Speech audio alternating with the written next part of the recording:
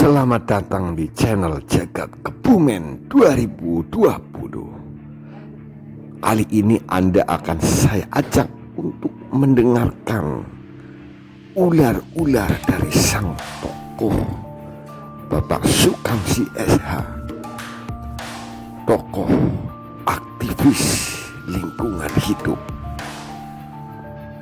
tentang bagaimana mengelola wisata di kawasan perhutani. Ikuti ular-ular beliau, Bapak Sukamsi SH.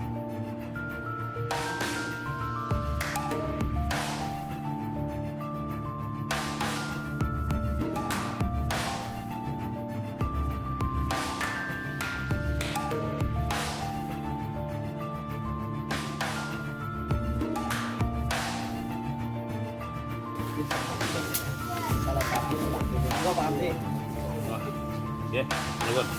Bareng wis komangan terus dadi peralat ki ya. Iya. Matur-nuwun. Assalamualaikum warahmatullahi wabarakatuh.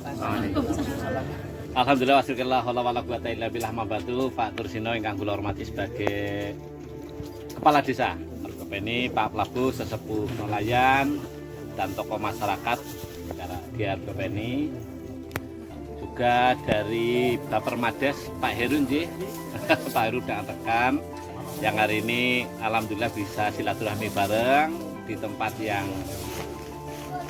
asri seperti ini dan mungkin jarang ditemukan kecuali di desa-desa.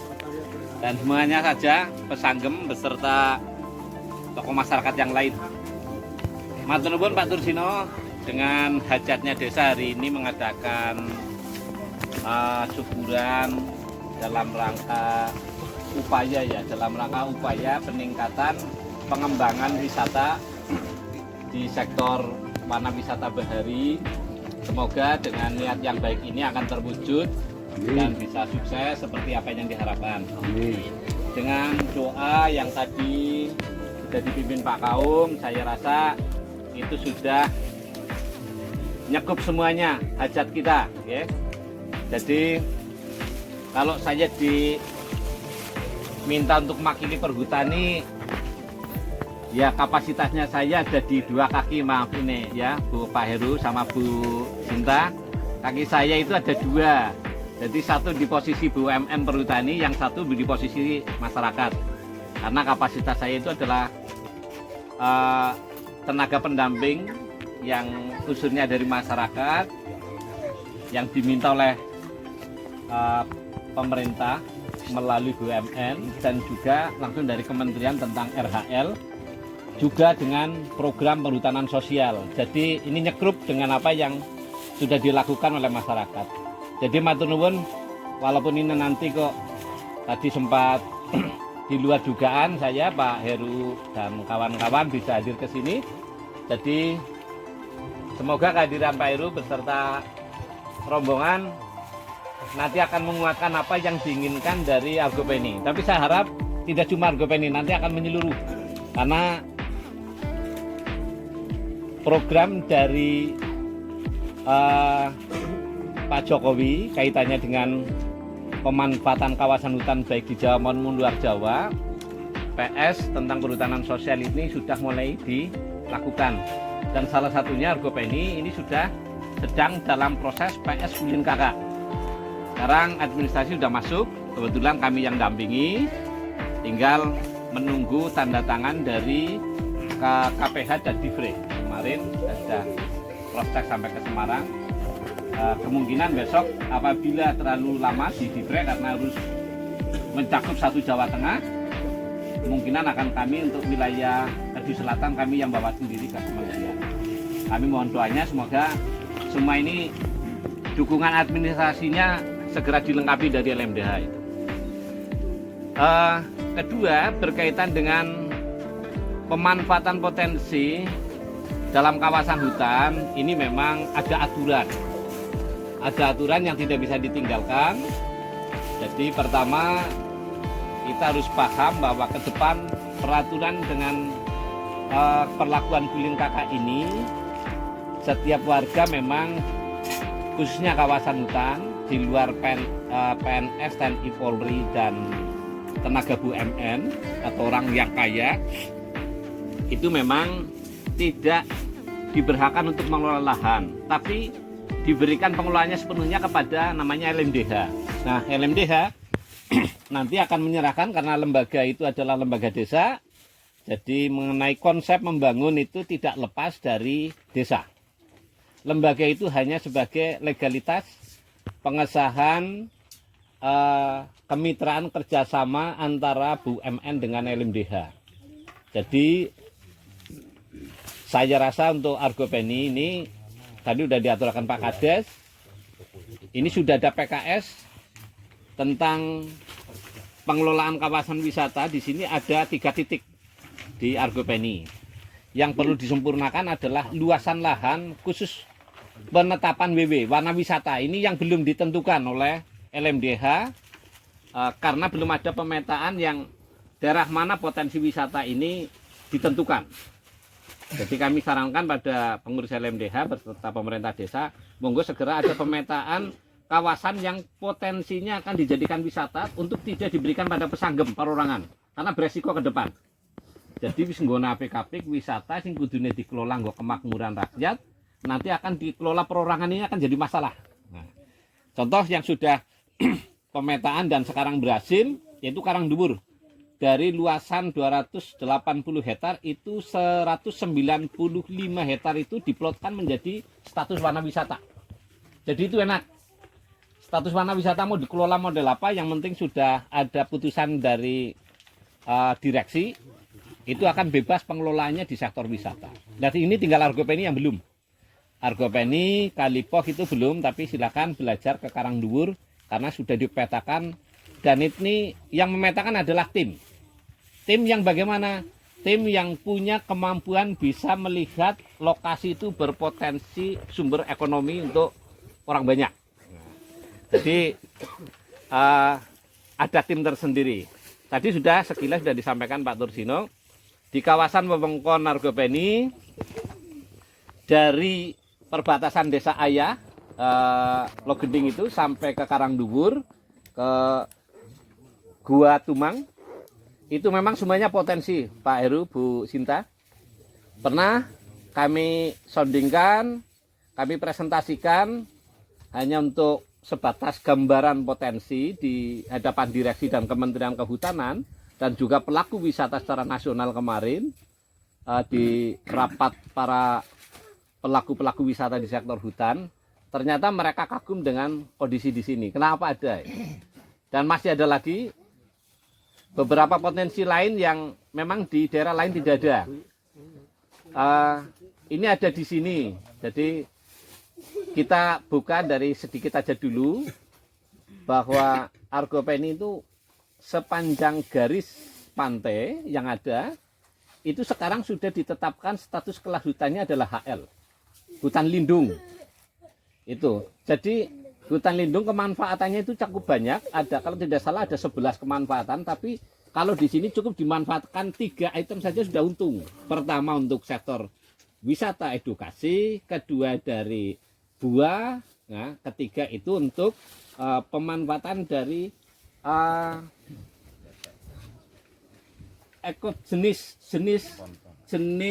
tumbuhan yang ada yang unik di sini. Karena kemarin Geopark juga ada penelitian jenis di sini, ternyata jenis tumbuhannya beda. Kami kebetulan kemarin ikut pengumpulan jenis tumbuhan yang unik ada di sini. Ini 3 itu sudah nilai jual yang sangat luar biasa tanpa harus merusak alam. Kedua, berkaitan tadi Pak Tursino, kenapa kok hari ini masyarakat Argopeni nyuwun sewu Pak Heru dan Bu Santi, kenapa jalan yang sudah ada kok sekarang mau bikin lagi? Bikin lagi ini salah satu pengembangan mengingat menimbang jalan yang sudah ada itu tidak cakap untuk dilalui pengunjung. Nah, kenapa? Sangat beresiko. Itu. Kedua, jalan yang ada itu kalau diteruskan akan memakan biaya. Kemarin saya lihat rencana anggaran dan perhitungan estimasi anggaran cukup besar. Jadi kami memang mendukung jalan itu ditempatkan di sepanjang bantaran kali yang ada di sini, itu masuk pada KPS, kawasan perlindungan setempat. Jadi enaknya di situ, di kawasan perlindungan setempat, tidak mengganggu aktivitas pesanggem. Jadi potensi konfliknya kecil. Kedua, KPS itu kayunya tidak melalui proses penebangan karena masuk pada kawasan yang dilindungi sebagai sumber penahan erosi dan ketahanan air ada di situ. Jadi ada KPS jaraknya kanan kiri menjadi kurang lebih 100 sampai 200 meter. Nah, KPS ini ada di Argopeni. Jadi rute itu aman, datar, dan tidak semoga tidak terjadi seperti kasus yang lalu. Tim survei ke Karangagung, pulangnya itu mes semaput. Nah ini kan beresiko besok, kemarin. Nah besok semoga tidak.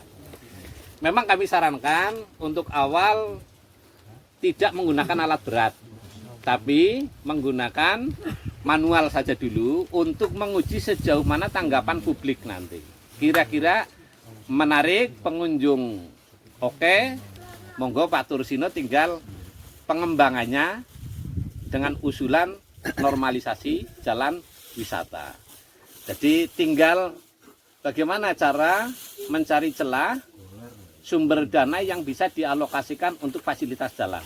Monggo niku Pak Heru kewenangannya. Tapi saya rasa bisa. Untuk anggaran yang bisa masuk itu tanpa harus benturan dengan aturan. Karena LMDH bisa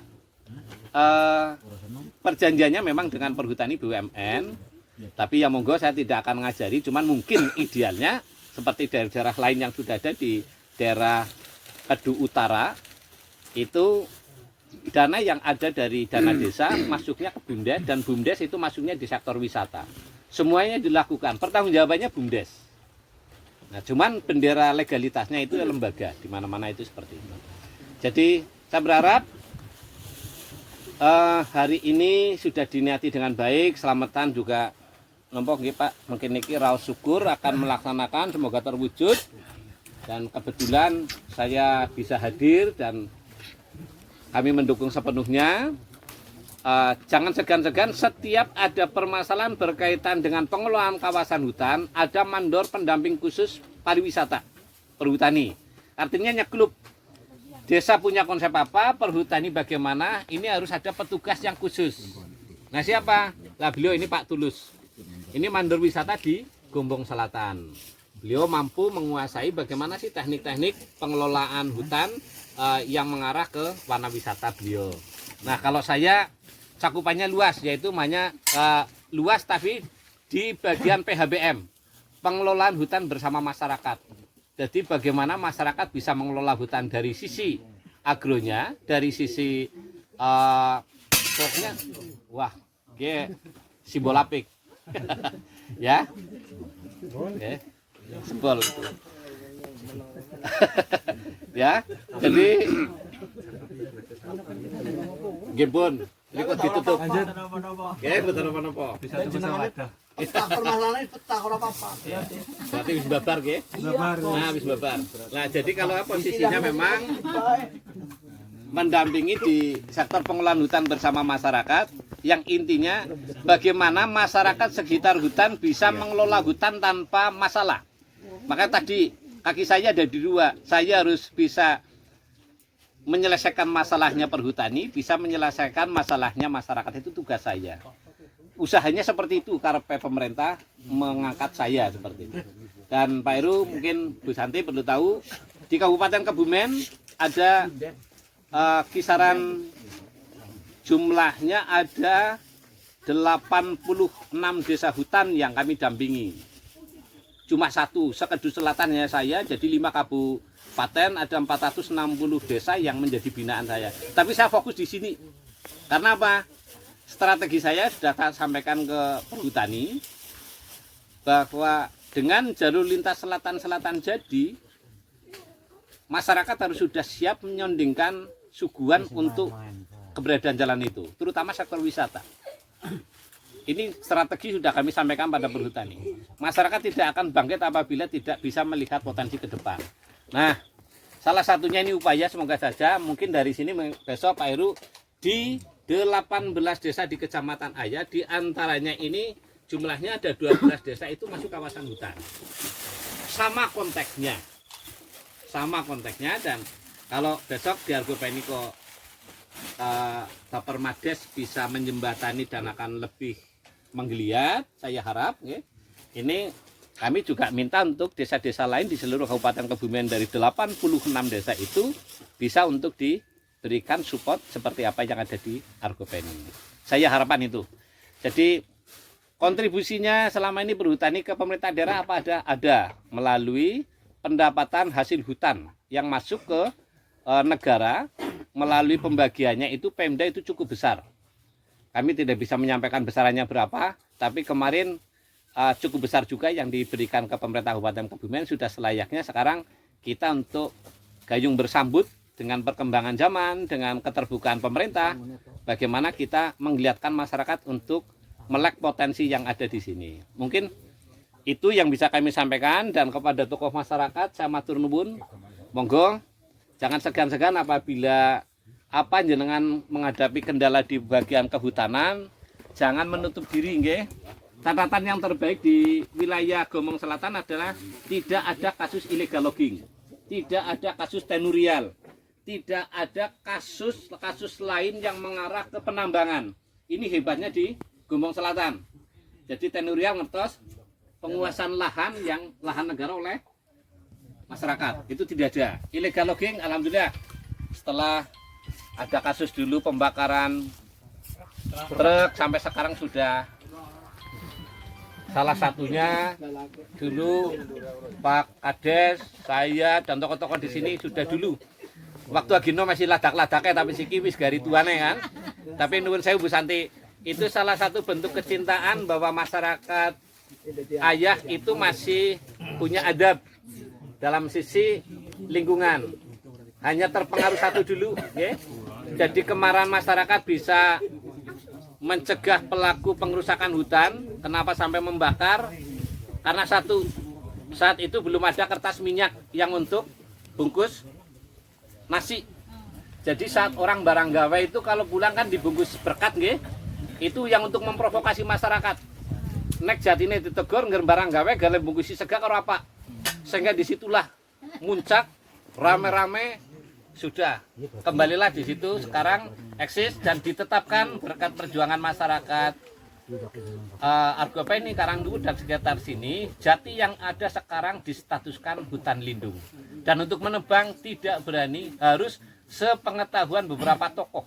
Sampai sekarang tidak, artinya ditunda tebangannya, malah ditetapkan menjadi kawasan hutan lindung. Ini sebuah keberuntungan bagi kita warga yang ada di sini. Dan Pak Mandor juga merasa damai karena lautan lindung ono sing nyolong perkarane gede. Jadi dibiarkan sama Pak Mandor, lebih intens Pak Mandor ke dampingan-dampingan seperti ini. Nah, kasus-kasus yang lain tak pikir sudah tidak ada.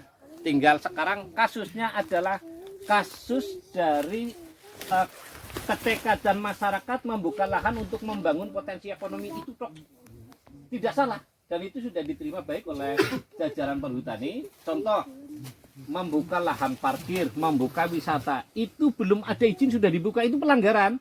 Tapi melihat kebutuhan, itu perhutani pertimbangannya itu kebutuhan, dan disitulah perhutani harus cerdas menyikapi bahwa itu adalah bottom up, permintaan dari bawah yang harus difasilitasi. Alhamdulillah ada 19 desa hutan yang sekarang di Kabupaten Kebumen mendapat pengesahan dari KPH Kedua Selatan untuk dilegalkan mengelola kawasan hutan di sektor wisata. Mungkin ini hanya sekilas info saja. Sekali lagi bila ada kesalahan dan kekurangan kami minta maaf.